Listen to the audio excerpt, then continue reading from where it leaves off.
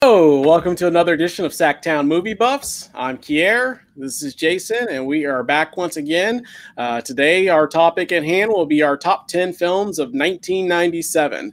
If this is your first time watching our show, we've already started basically from when we first met, which was 1995. So we did our top 10 films of 1995. And then we did 1996, and now we're on 1997. And we typically are breaking these up into two parts just for lengthwise. So once again on this show, we'll probably start with number 10 and go up to number 6, and then we'll do a second show where we do actually our top 5 and some honorable mentions as well. Mm-hmm. Well, 1997, man. How was that year for you? It was pretty good. It was pretty good. I had just graduated from high school in '96, so I was in college. Not loving it so far. I was kind of missing high school, to be honest. I was one of those people that really enjoyed my high school experience. I know some people hated high school. I loved high school, so I was kind of missing high school in '97. But it was a good year for movies, so that kept me busy. But that's all I can remember about '97 is that I had just graduated high school and that I wasn't sold on college yet. I didn't really know where I was going with my life. So, but it was good for movies. How about you? Yeah, well, I was a senior in high school for part of it. So, for me, I was just mostly just looking forward to actually graduating from high school and figuring out what I was going to do with my life. So, there was it was an interesting year. It was kind of a transitional year because, there's all this pressure on you. You're getting ready to graduate from high school, and at that age, I didn't know what I wanted to do as far as a career or profession. I knew I was going to go to college, but, I didn't know what I was going to do, for money and that sort of stuff. And, so it was an interesting time. It was definitely, I enjoyed high school as well. I didn't, but I was ready to graduate. So I was ready to get out and get a job and get a car and, I had a car, but you know what I mean? Get my own place at some point and that kind of stuff. I just wanted to get out and be like an adult, you know what I mean? So, so that's kind of how I felt about '97. It was just kind of like one of those years where I was like, yes, I'm finally a senior. I'm getting ready to graduate and that kind of stuff. So, but yeah, there's definitely a lot of movies that I definitely enjoyed. In '97 as well. But I hate to compare years, but for me, I felt like I enjoyed the films more in '95 and '96 than '97, but there's still a lot of really, really good films that came out in '97 as well. So that's just my personal opinion. Yeah. But great. It was a great year. Well, with that said, let's get into it, man. Okay. All right. Okay. All right. Let's start off with number 10 for 1997.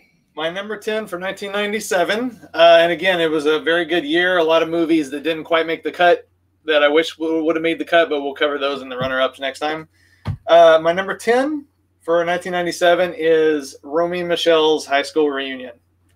So this is kind of like in '96 when I was talking about That Thing You Do being one of those like chicken soup movies for me that like if there's a movie that I need to put on just to feel happy, be in a better mood, this is one of those movies. So it's definitely one of my favorite comedies. It's one of my, I tend to like movies that revolve around a high school reunion. It's just one of those, I grew up on those 80s teen movies, and this is a movie that definitely it goes back into those 80s teen movies. So it stars Lisa Kudrow and Mira Sorvino as these two ladies who are at the point for their 10-year high school reunion. And they realize that they haven't really done anything with their life. So they make up a story to be impressive, to go back to their high school reunion. And that's really it. There's not a complex story or anything like that. It's just a really funny movie. It's got a lot of, it was made in '97. So they were graduating in '87. So the soundtrack is full of, these great '80s songs. It's got Janine Garofalo. She doesn't really, I don't think she really likes acting, is why she doesn't do acting anymore. But like The Truth About Cats and Dogs and Romy and Michelle's high school reunion, she's so good in there, both of them. And it's just a really funny movie. And it's actually got some really weird things going on too, which kind of set it apart from other high school comedies. It's got like a dream sequence that's like 20 minutes long, which I think is actually a really interesting way to go, because you don't even realize that it is a dream sequence until it gets really weird. But yeah, it's just a really fun movie, and I love it. So that's my number 10, Romy and Michelle's high school reunion. Cool. Yeah, no, I definitely like Romy and Michelle's high school reunion. It's actually going to be in my top 10, just a little bit further up the list. So, Cool. Yeah, no, great choice. It's just a really funny film. A film that doesn't take itself too seriously. I think Janine Garofalo is one of my favorite characters that's in there. She's just so good. It's just this nasty, chain smoking, but no, it's a really fun film. Like I said, it was my senior year. I don't remember if I graduated when it was released or not yet. But, for me, it was still kind of a little weird because it was like, here I am getting ready to graduate or just graduated. And then, you know what I mean? There's like this high school reunion type film where you're like, man, that's so far off for me, I know. Yeah, but, here I am already have had my 20th high school reunion. But at that time, when you're, young, you're like, man, that seems like just years from now, you know what I mean? That you're doing. But no, I enjoyed it. It was a great story. It's very funny. I love that.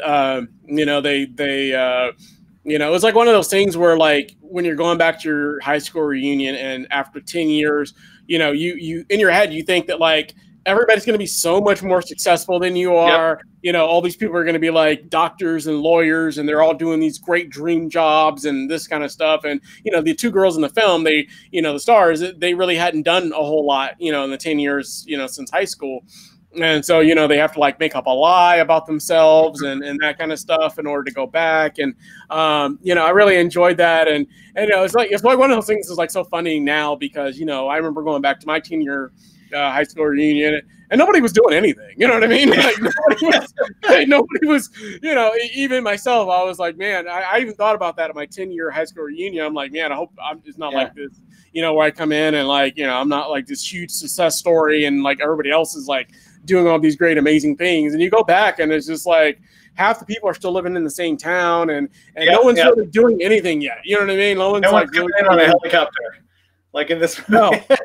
No, not at all. I mean, most of us had graduated from college by that point, but you know what I mean? But we were just getting started. You know what I mean? Like, we were all in our, late 20s. We weren't like doing anything great with our lives yet. You know what I mean? And, so it was, so it was kind of funny in that sense, you know what I mean? Because that's kind of how I felt. Like I remember that movie again, going back to my high school reunion. It's like one of the ones that popped up in my head. And, it's like one of those ones that always kind of stuck with me that like, man, I sure hope when I get to my 10-year high school reunion, I don't have to tell some sort of lie or whatever about what I'm doing for a living or whatever case may be, so, no, I enjoyed it. It's a great film, and like I said, it's a little bit further up my list, but great choice for number 10. So cool. This will be a weird one because I don't own a lot of the films from '97. So not that I didn't like them, I just don't own them. Number 10 for me is actually, I'm ordering it. It's actually on the way. It was like one of the ones that I may have owned at one point, but I don't own anymore. Number 10 is actually one we've covered before for our Bags of Money film. It's actually going to be U-Turn. So Cool. Yeah. So number 10 was U-Turn. Sean Penn, Jennifer Lopez, Nick Nolte, Joaquin Phoenix is in there, right? Billy Bob Thornton. Yeah, so it's got a lot of big stars. It's like this really seedy film about this guy Sean Penn coming into like this like town that's really just seediness, and he gets involved with Jennifer Lopez, and she's with Nick Nolte, and there's like sitting around a bag of money, and there's a lot of different things happen. There's a lot of just like weird characters in there that makes it kind of it's a really dark movie, but also the weird characters makes it kind of funny in a lot of parts as well, because it's got like that kind of like weird kind of dark humor, like Billy Bob Thornton's kind of like this greasy, dirty looking, like, mechanic guy. And then, you've got, Joaquin Phoenix is like this, like, rockabilly. Rockabilly. Yeah. It's just a really psycho. Yeah. So it's kind of like really good, like weird characters. You know what I mean? It's a film that I don't know if everybody would love, but it's definitely a film that I loved and kind of resonated with me. But definitely one, U-Turn is definitely one that I would strongly recommend you check out. So. Yeah. Oh yeah. I love U-Turn. Unfortunately, it didn't quite make it in. It's one of those movies that it really hurt for me to cut out of the top 10, but because I love U-Turn. And yeah, you're right. It's a movie that just doesn't get that much respect. It even didn't get that much respect back in the day. You know, really. No. I think people, like a lot of people, don't like that phase of Oliver Stone's work. You know, like Natural Born Killers and U-Turn. And personally, those are my two favorite movies of his. I mean, I love that kind of mixed media, crazy editing, weird thing he's got going in those movies. Yeah. A lot of people don't like those. And, you know, Natural Born Killers got pretty good reviews in the day, but it seems like hardly anybody will admit to liking it these days. You know, I still love Natural Born Killers. And U-Turn's one of those movies that just kind of disappeared off the map. And I don't think anybody's really even heard of it, but I think it's a really good movie. It's just a good, like, pulpy thriller, you know, and, you know, all the performances are good in it, and it's really entertaining and unpredictable, and it's got a great ending. I've always loved that ending. You know, it's just one of those poetic justice endings, you know. But yeah, I love U-Turn. I wish it was in my top 10, but it just barely missed it. So yeah, good choice. Cool. Yeah. All right, number 9. Number 9. You may be sensing a theme here, but my number 9 is Grosse Pointe Blank. So another high school reunion. Yeah, another high school reunion movie. And in this case, another 10-year high school reunion movie. Yeah. So they're not all going to be high school reunion movies, I promise. I don't know how many high school reunion movies came out in '97, but there's always ones. But I really love this movie a lot. It's one that I thought was good when it first came out, but it's just grown on me over the years because it's really smart movie. And it's, you know, instead of, this one is about a hitman going back to his 10-year high school reunion. So John Cusack, I think it's one of the roles he was born to play. He's great as the hitman going back to his high school reunion. Minnie Driver's in this. Dan Aykroyd playing a bad guy, which is interesting. Alan Arkin. It's just a really fun comedy. It's got some good action in it too. You know, he's a hitman, and you know, it doesn't just kind of play that for laughs. I mean, there's actually some violence in there. It's got a great soundtrack. It's got like songs by The Clash and Violent Femmes. So it's a great soundtrack like Romy and Michelle, but a different kind of 80s music. Definitely more on the kind of like punk more side. More punk. And also I want to just mention these two movies.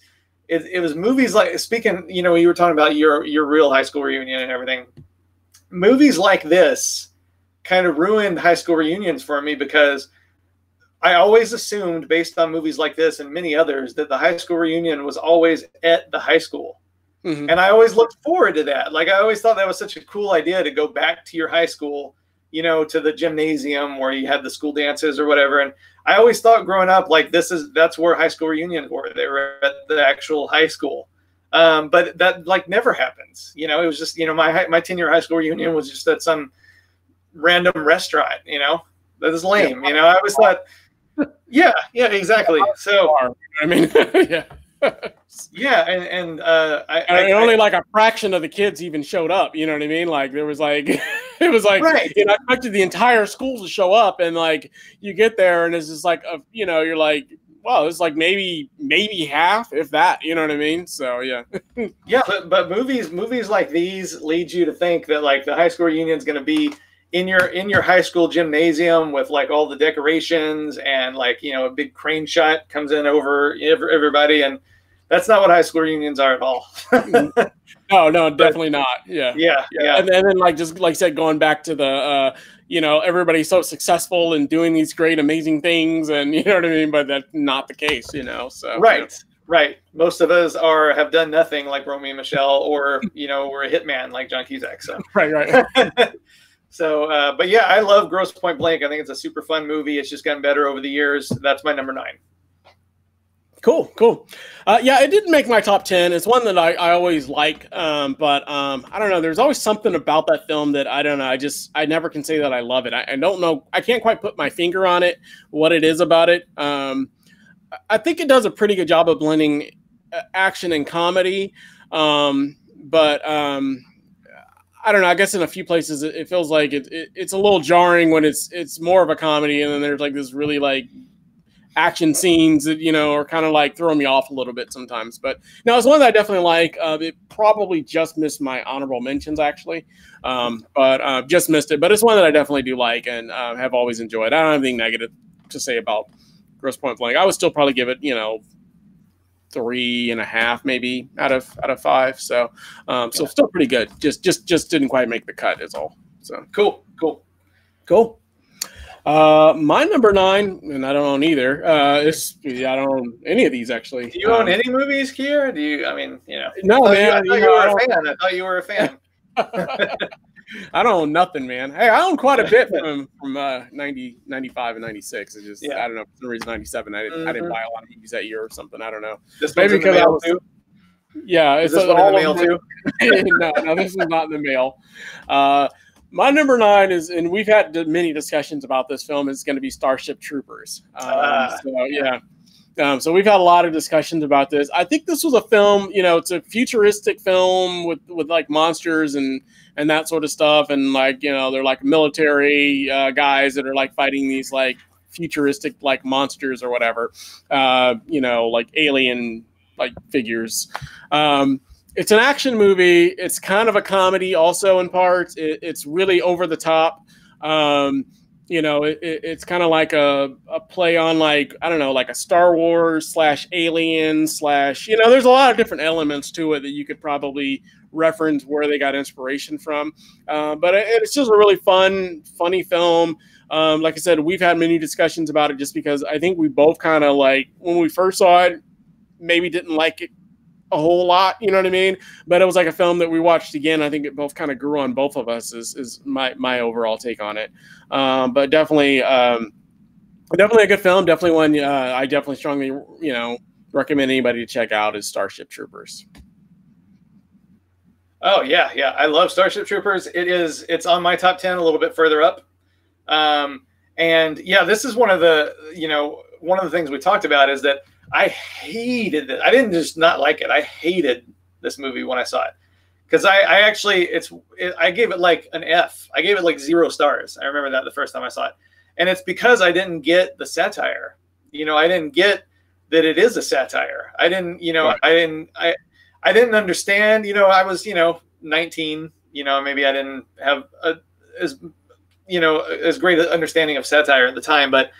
Like, I was like watching this movie and I was like, why do I feel like I'm watching like a Nazi recruitment video, and I didn't get it. I didn't get that was on purpose. I had all, it seemed like it felt like really fascist and I didn't get it. And then later on, when it was on the video, on the shelves, at Hollywood Video, and I was like, that's never happened to me before that I gave a movie an F. But then a few months later, I was like, maybe I should watch this again. Like I like a subconscious feeling that I had missed something, right. that I missed the boat.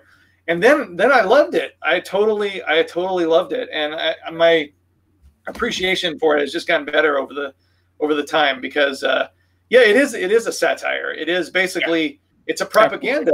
Yeah, it's a propaganda video. And it is like I was watching that James Cameron miniseries on science fiction. And that was the idea. That was like, what if like the Nazis had made like a, pro-Nazi film and it was screened before anybody knew it was bad yet. And that's basically what it is. It plays like a Triumph of the Will kind of thing, except like we're the Nazis and the bugs are everybody else. So right. Once you understand that, it's like a really great satire, but it also just has a lot of really good action in it, and it's a truly unique movie. So yeah, I love Starship Troopers. So that's to my knowledge, that's the only time I've ever gone from giving a movie an F to an A. But I think it was just because I didn't get it the first time, So absolutely. Yeah, I love Starship Troopers. Cool awesome stuff. Choice. Yeah.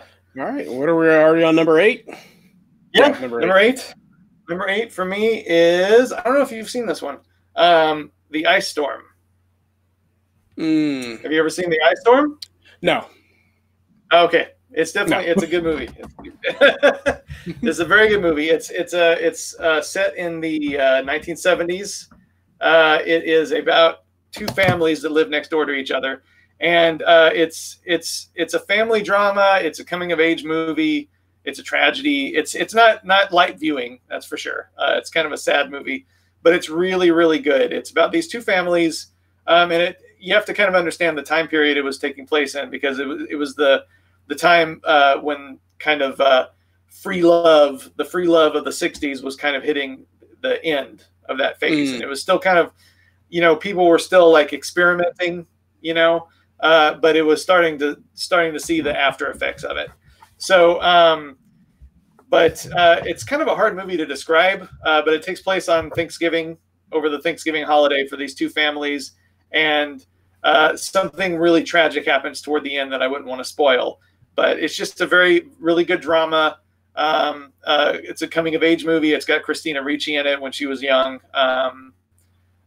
So it's a kind of a hard movie to describe, and kind of like, yeah, you got to watch this depressing family drama, but it's a really, really good film. It's got a great cast: Kevin Kline, Joan Allen, Sigourney Weaver, Elijah Wood, Christina Ricci. A lot of really good actors, and it's funny. It is actually funny, but by the end, it's pretty moving by the end. So I recommend watching it. It may not sound like fun the way I'm describing it, but it's a really good movie. Yeah, well, I mean, it definitely sounds riveting. Sounds no, like it is. You should watch it. Sounds like a film that I'm definitely going to run out and watch tonight. No, I don't know. No, it probably is not bad. I obviously I can't comment on it because I haven't seen it one way or another. I've heard of it. I just haven't seen it. So it did pop up on when I was looking at my list for 97. It did pop up as one of the better films of that year. So it's just one that I haven't seen personally. So I can't really comment on it, unfortunately. So, but yeah, no, cool. Definitely maybe one I'll check out, and if I do, maybe we'll do a review for it, or I'll mention it or something of that nature if I ever get around to it. But, I've got so many new films that I'm still watching from 97 or rewatching from 97 that who knows, maybe I'll give that one a whirl at some point too. Yeah. Cool. Yeah. Cool stuff. Yeah. All right. Well, we're on 8, right? Yeah. My number 8 is actually going to be Cube. Cool. Cube. Cube is basically I don't know if we haven't done like a trapped in a room films yet, but if we ever get around to that, this one will definitely be on that. Cube is basically about a group of people from all different backgrounds and all different types of professions and skills and that sort of stuff that basically wake up in what is literally a huge giant cube with hundreds and hundreds of different rooms, and some rooms are fine and some rooms will kill you. Some rooms have wires that come down and cut you in half, or acid comes spewing out and shoots you in the face and burns you, or you get torched on fire, or what I mean. There's just so many different ways to die in this. And basically these people, they all wake up, they don't know how they got there. They end up finding each other in different rooms and different pods and that sort of stuff. And they're trying to work together to figure out, one, why they're there and how they're going to get out of there. And they don't know, they don't know why they were chosen. They don't know why they're there. They all feel like they didn't do anything to deserve to be there. But they all do have different sets of skills that probably can aid them, like being a cop or a doctor or something of that nature, to help them figure out, maybe, how to survive and how to get out of there. And it's just like this giant, cube pod basically they're stuck in. And granted, the longer they're there, there's no food, there's no water. And the longer they're there, of course, the more angry they get, the more hysterical they start getting.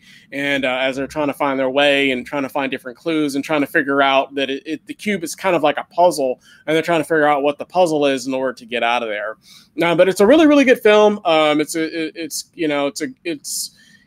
It's almost a character study in a way as well, because you kind of see certain characters, how they kind of change as the film goes on, and they get either more aggressive or whatever case may be. And then there's lots of little things you find out about each character as the film goes on.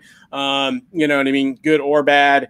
And it's just like one of those ones that I've always just kind of enjoyed. It's just a fun, like people trapped in a confined space and trying to get their way out. And, you know, it's just like one of those films where you don't need a whole lot of buildup because you don't really know anything about these people other than what they tell you about themselves. So it's kind of cool in that sense as well.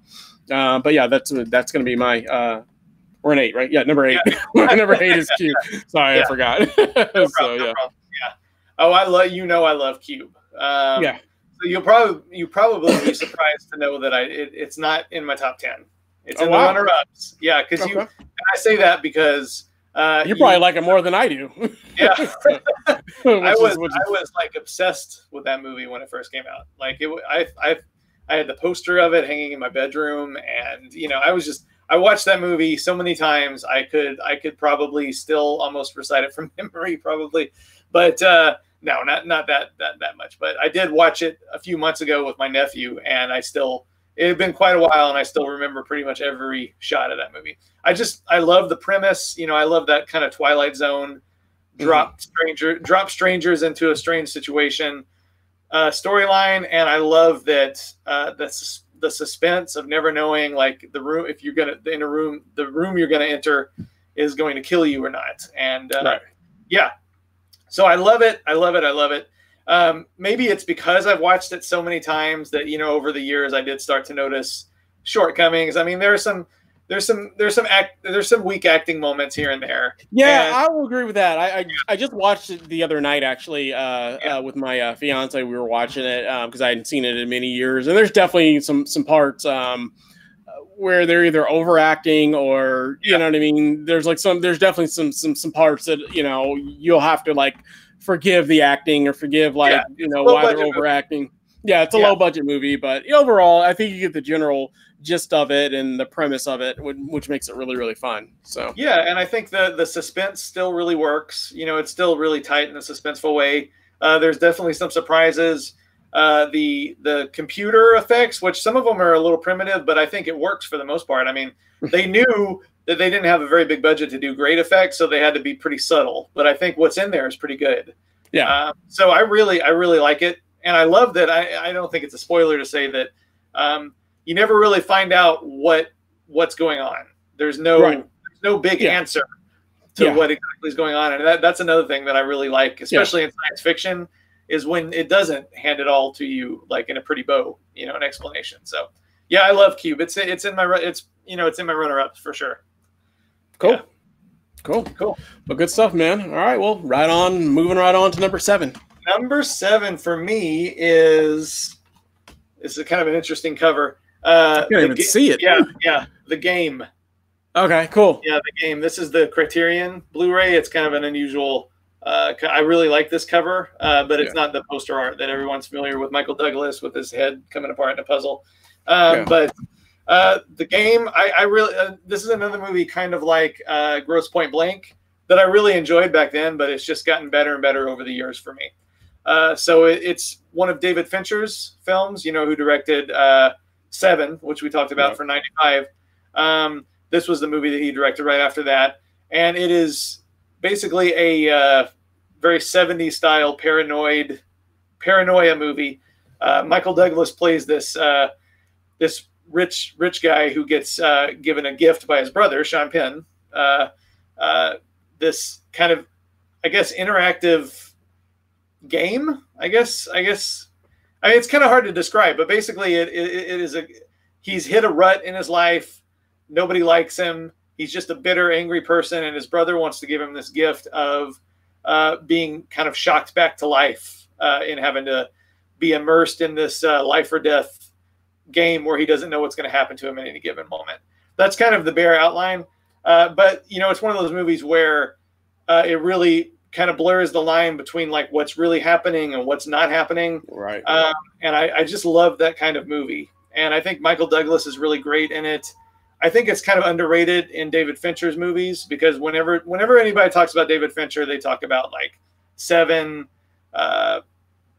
mainly Seven. They talk about, but I was waiting. I was like, what's the next one they talk about? yeah. I mean, like I'm a big fan of his. I like almost everything he's ever made, except like I wasn't crazy about Benjamin Button really, but everything else I've really liked. But I think this is one of his very best. I think the ending is very controversial. I don't know if we want to spoil that or not, but a lot of people think it's really great until like the last 10 minutes, and then the ending kind of ruins it. And I have to admit, like, I used to think that, but I've grown to really appreciate the ending. And I think,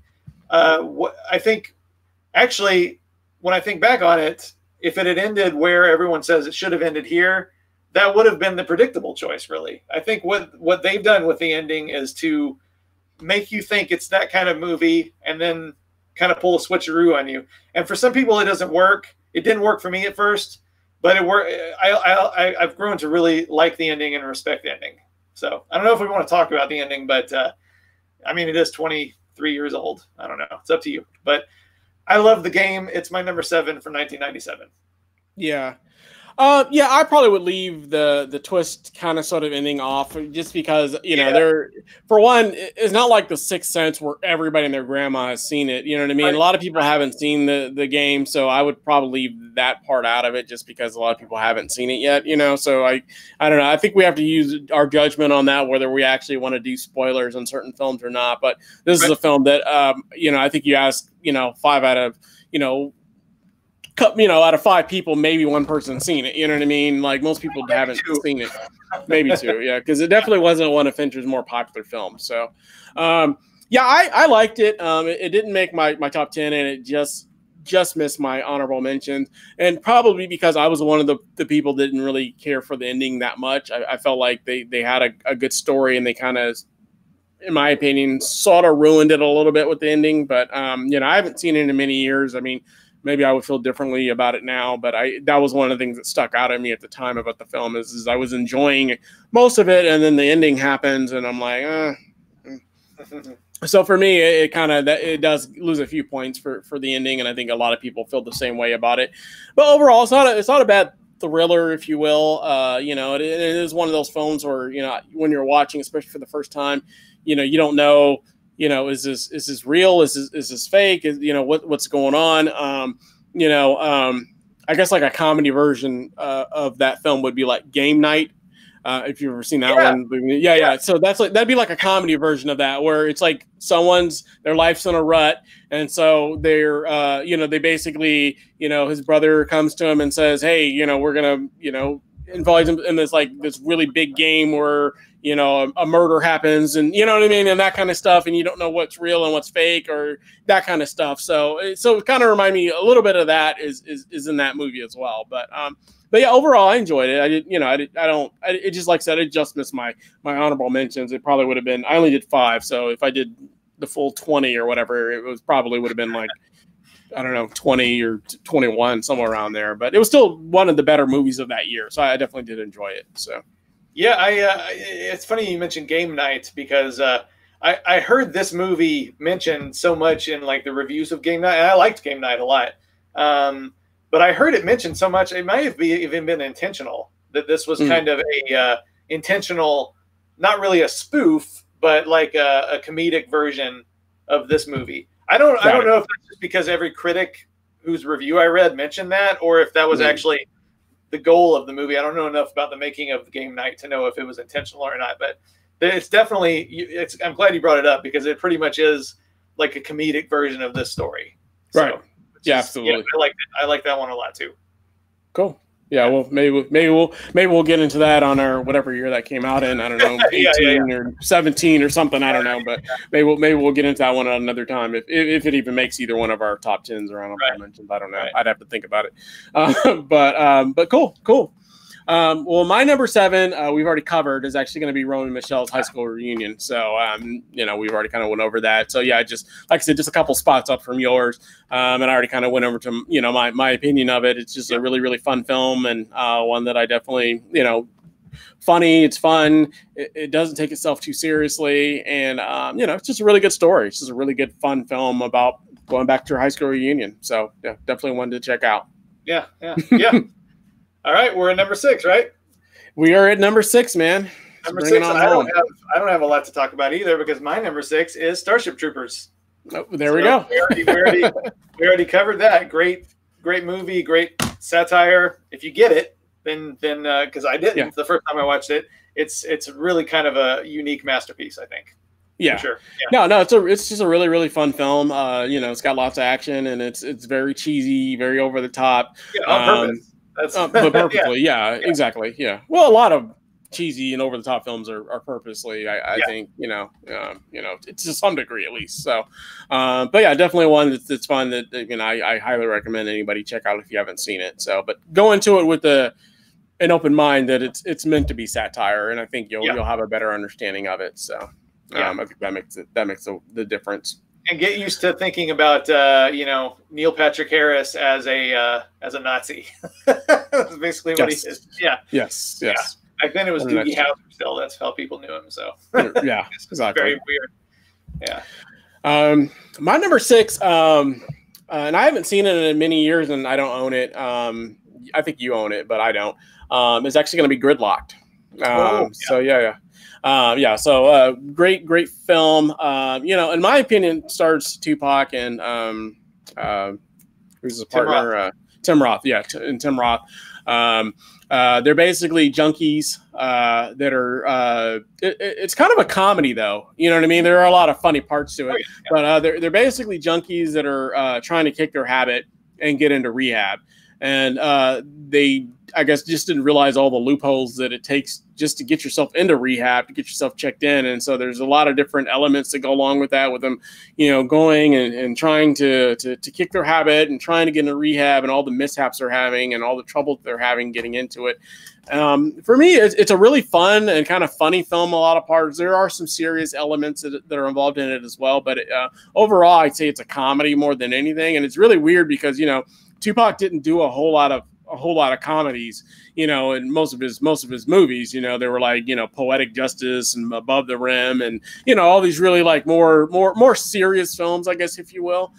So it was kind of cool just to see him kind of as a, you know, this like a more in a comedic role, more fun, light in some parts, but still has enough heaviness to where you still take it really seriously.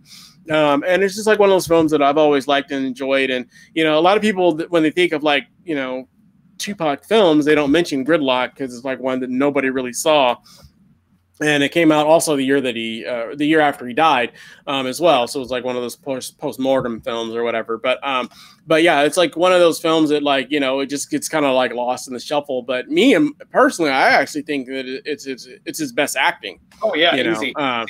You know, I mean, most people will probably say Poetic Justice is a better movie that I've talked to that have seen both. But I think his acting in here is great, and I think it's fun. It's just a really fun, great film, and definitely one that, you know, if you've never heard of Gridlock'd, I highly recommend you check it out. So, yeah, I love Gridlock'd, and it's one you and I saw it together, if I remember right.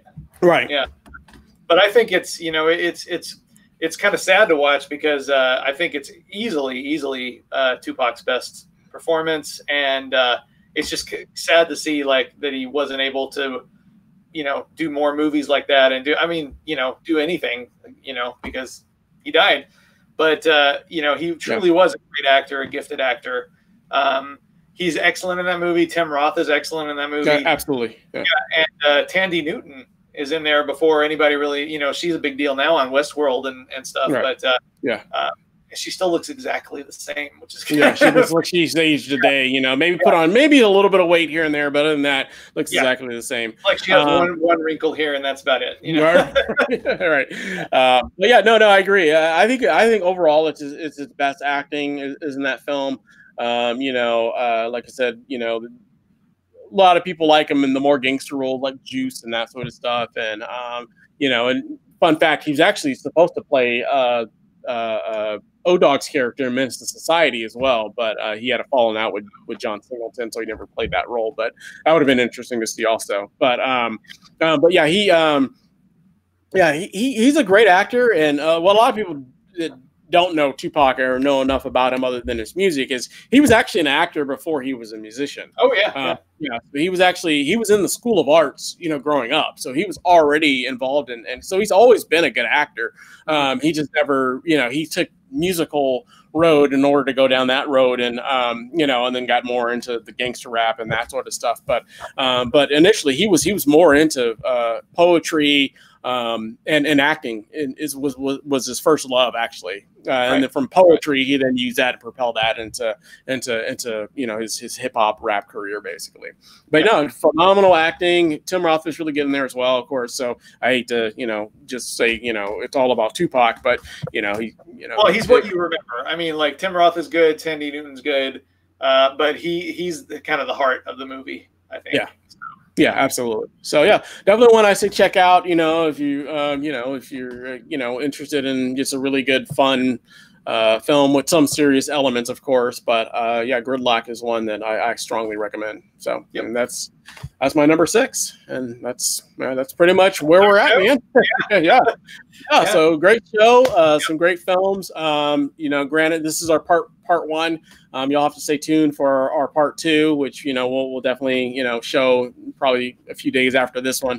That one will pop up. But once again, as always, you know, if you have any films that you want us to review, any films that you feel like we might have missed, be sure to let us know in the comments or down below, or you know, or you know, and you know, maybe we'll mention in another show, or in our next show we'll mention the films that maybe we didn't include on our list, or maybe why we didn't include it, or maybe we never heard of it, you know, and we'll watch it, and you know, who knows, we'll do another 10 years from now, we'll do another top 10 of 1997 to see what changed. So because they do change. That's the other thing about these shows, is that, you know, there are certain films that I would have put like number 1, but as years pass, you know what I mean, they either slide down or other films move up, or, you know, because, you know, some movies just stay with you and some movies just don't, you know. So there's a Yeah, I think pretty much any top 10 you do in the year that it's released, it's not going to be the same. It's just not. No. So really, you know, wait 10 years to do your top 10 for any year, pretty much. Because, I mean, that really, you know, when I look back at, you know, this, you know, I think I think I was already doing top 10s back then, but I don't think all of these would have been in there. And, you know, just looking back at these movies, and from this much time has passed, you can easily go like, oh, that's one of the best. That's one of the best. That's one of the best. That's one of the best. You know, and it's much easier when, you know, in the year that it's released, it's not always, you know, you don't know how well you're living in the moment. You're living in that first time you view that film, and there's a lot of films that unfortunately they get dated, or they, you know, just over time you might watch them less, or you know, other films that, you know, you thought was just okay, you know, you find yourself constantly watching and gravitating towards over the years, and you say, you know what, you know, I didn't really think that, you know, Cube was that great of a film the first time I saw it. I don't know if it made my top 10 that year, you know what I mean? But over the years, you know, watching it over and over again, it kind of slowly moved up for me. Whereas for you, it was the opposite. It kind of slowly moved down, I guess. So, you know, it's just one of those things that just happens. You know, you just never know. So. Yeah, you don't know how movies are going to sit with you until you allow them to sit with you. You know, this is true. This is true. Yeah. Cool. Yeah. Cool. Well, another great show, man. I look forward to doing the second part with you. Also look forward to doing some more current reviews as well. So we'll have some of that stuff on deck also. Once again, as always, please like and subscribe to the channel, and we'll continue to get another video for you uploaded as soon as we can. You just gotta, you know, keep the ball rolling and keep going, and we'll get into some more discussions for you guys real soon. All right. Thanks again for watching. All right. All right.